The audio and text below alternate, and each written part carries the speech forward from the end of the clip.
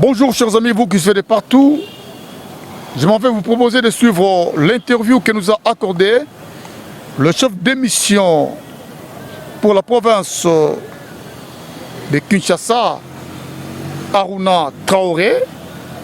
L'interview qu'il nous a accordé à l'issue d'un forum scientifique appelé Promekine 2. Promekine, pour ceux qui ne savent pas, ça veut dire promotion de la santé de la mère et de l'enfant à Kinshasa. Un projet qui vise à réduire la mortalité maternelle infantile dans les quartiers périphériques de Kinshasa. Pour le chef d'émission, Dr Aruna Traoré, le bilan est largement positif. Suivez. Je suis le chef de mission de Promekine 2 pour le CREDES. Promekine 2, c'est le projet mère-enfant de Kinshasa, dans sa phase 2, qui est un projet qui est mis en œuvre par le bureau d'études du CREDES sur un financement de l'Agence française de développement AFD. Et donc c'est un projet qui va sur 4 ans et demi, et qui vise à réduire la mortalité maternelle infantile dans les quartiers périphériques de Kinshasa, qui sont la zone de santé de Kigansane et la zone de santé de Binza Delvo. Et nous intervenons dans 2 grandes maternités, les 2 plus grandes maternités même de la ville de Kinshasa.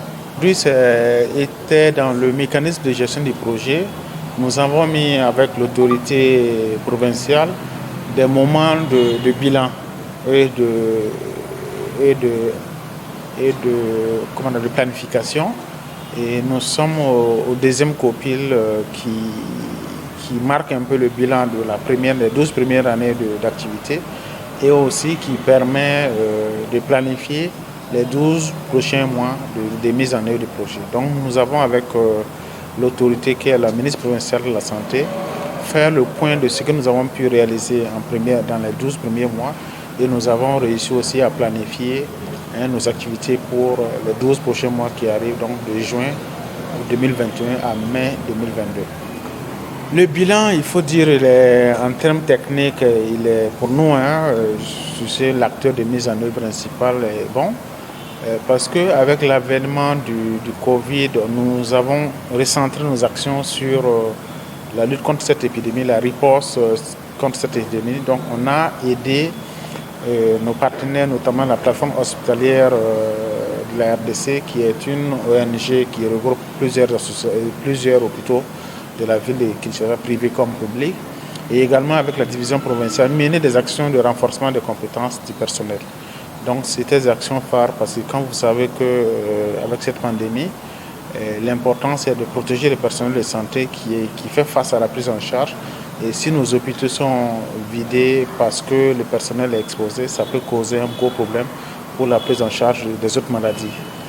Quand vous regardez le palu, les malaria et autres pathologies qui sont dans nos communautés, il est essentiel d'agir rapidement pour renforcer les personnels. Donc nous avons mené des actions de renforcement, de formation, et nous avons pu toucher plus de 1000 personnes, professionnels de santé, sur des questions de prévention et contre les infections, d'hygiène hospitalière, de protection contre la Covid, l'usage des équipements de protection. Ensuite aussi, vous savez, nos hôpitaux aussi sont démunis et il y a beaucoup de besoins en termes d'équipement.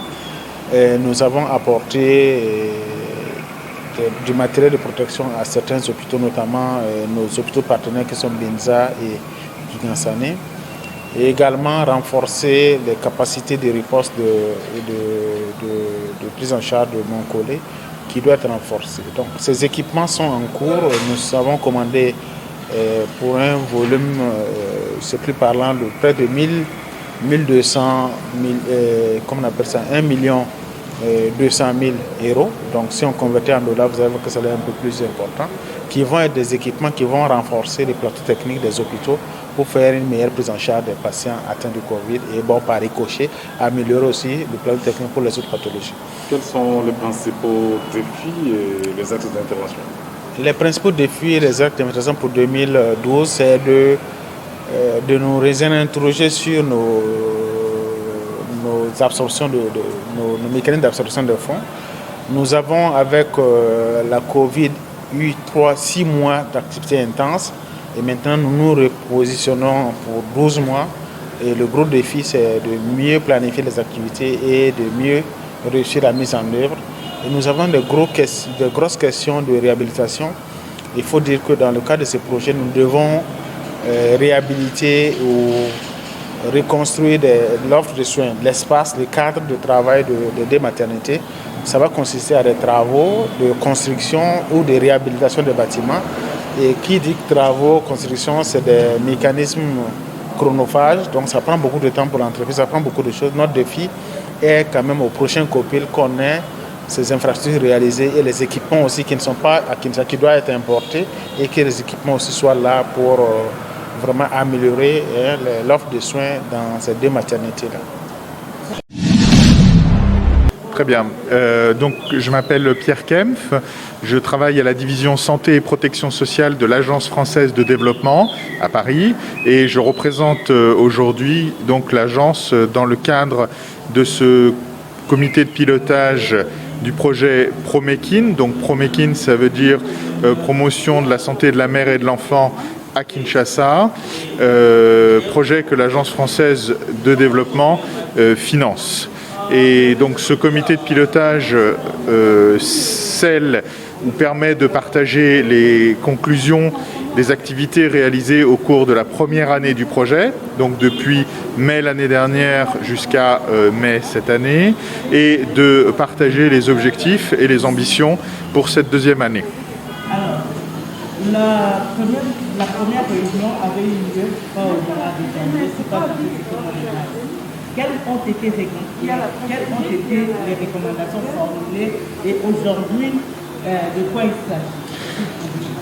Alors, lors du comité de pilotage de lancement du projet, puisqu'il s'agissait donc de la première période du projet, donc comme dans tout projet, il y a un temps de démarrage, donc avec un certain nombre d'installations un petit peu formelles, et donc une série de premières recommandations touchaient à la structuration du projet, à la façon dont la gouvernance du projet s'installait, et en premier lieu à l'installation d'un comité de pilotage sous la présidence de son Excellence, donc la ministre de la Santé de la province de Kinshasa.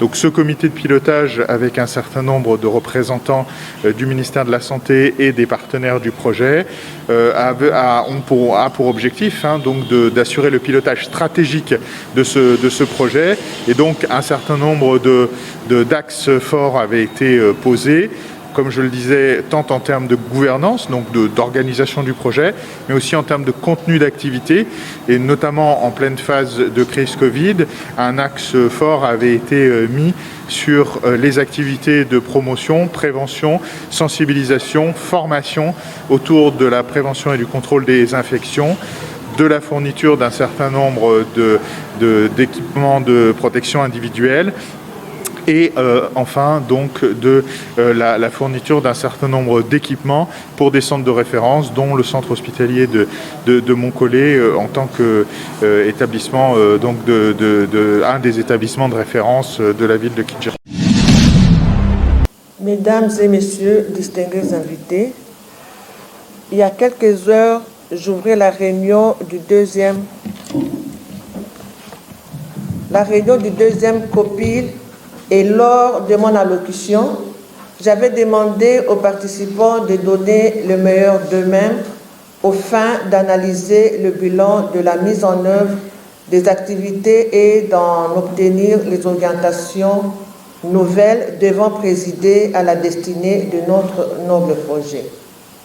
Mesdames et messieurs, je ne doute pas un seul instant que les participants à ce forum scientifique ont travaillé avec dévouement exemplaire et ont formulé des recommandations que je vous prie de s'en approprier pour le bon déroulement de notre projet. À ces mots, en ma qualité de responsable du secteur de la santé en province, je déclare close la 2e réunion du COPIL ProMaking 2. Je vous remercie.